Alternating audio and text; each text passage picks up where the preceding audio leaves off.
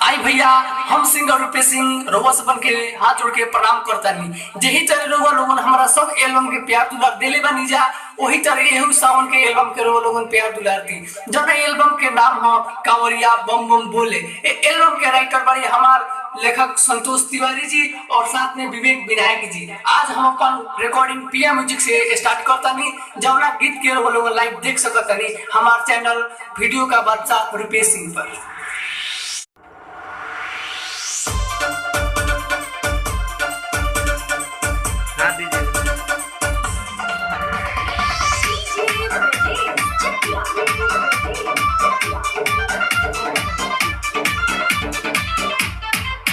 भोले बाबा के सभे हो पूजता, देखो बोलबम के नारा हो पूजता।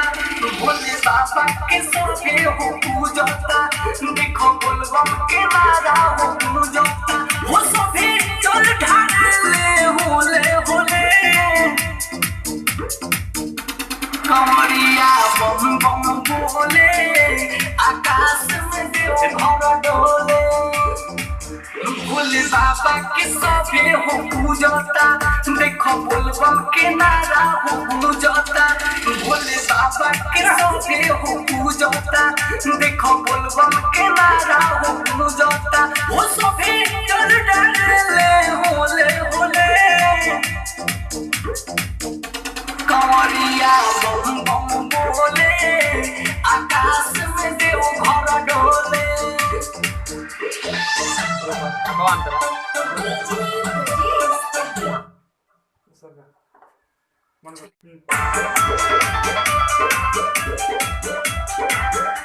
बेला गोताओ नजारा, एक रंग में रंगाई जग सारा। सब चढ़े पहाड़ के चढ़ाई, भोले बाबा के होवे सहारा। बेला गोता नजारा, एक रंग में रंगाई जग सारा। सब चढ़े पहाड़ के चढ़ाई, भोले बाबा के होवे सहारा। भक्ति के रस सब घोले, कांवरिया बम बम बोले, आकाश में देव घर डोले। कांवरिया बम बम बोले, आकाश में देव घर डोले।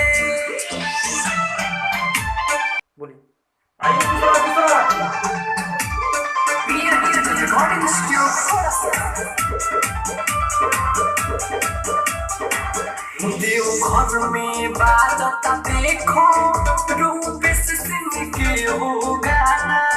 भक्ति में मगन होके झूमता सारा जमाना।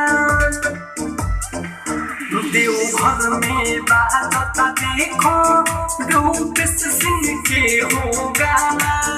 भक्ति में मगन होके झूमता सारा जमाना। विवेक संतोष तिवारी खूब डोले, कांवरिया बम बम बोले, आकाश में देव घर डोले। कांवरिया बम बम बोले, आकाश में देव घर डोले। भोले बाबा के सभे हो पूजता, देखो बोलबम के नारा हो पूजता। भोले बाबा के सभे हो पूजता, देखो बोलबम के नारा हो पूजता। हो सभे चल ढाले होले होले,